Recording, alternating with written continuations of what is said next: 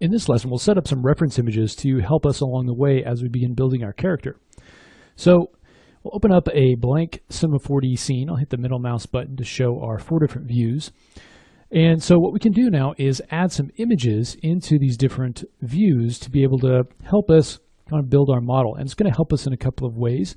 One of the ways that it's going to help us is just the fact that you and I are going to be building this model, and you're going to be going through this process of learning the tools and the techniques, and you don't really want to be too concerned about the exact placement of points and being too focused on trying to match the position and where I'm placing things. And so having these images that we're both working from that are identical will help us kind of eliminate that as a worry. We'll have that image in the background to be able to build from, and you can really focus on the tools that you're learning and the techniques that we're talking about. Okay, it also allows us to get a very similar result at the end. Now, if you don't want to go through and build the exact same thing, you can make changes here and there. That's totally fine, as long as you understand what it is that we're doing and how it sort of applies.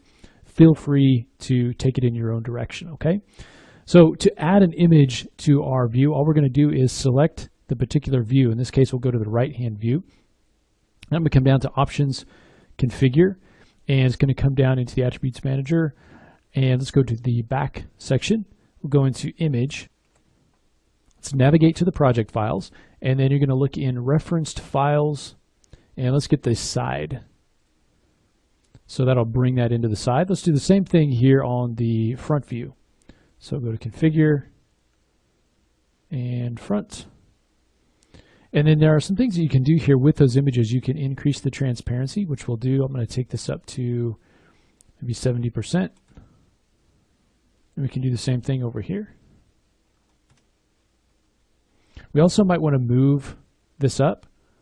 So I can offset this in the Y, so he's just standing right on the grid. And then I'll do the same thing here.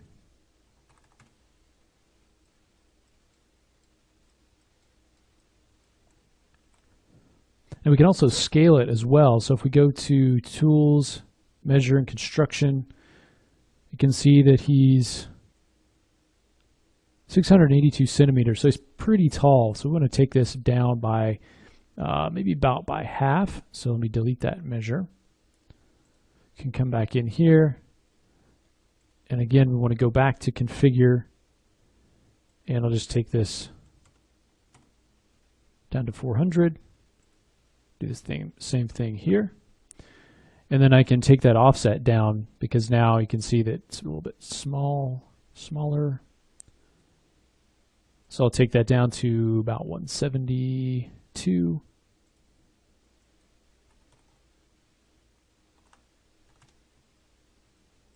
And then we can kind of measure that again if we want to.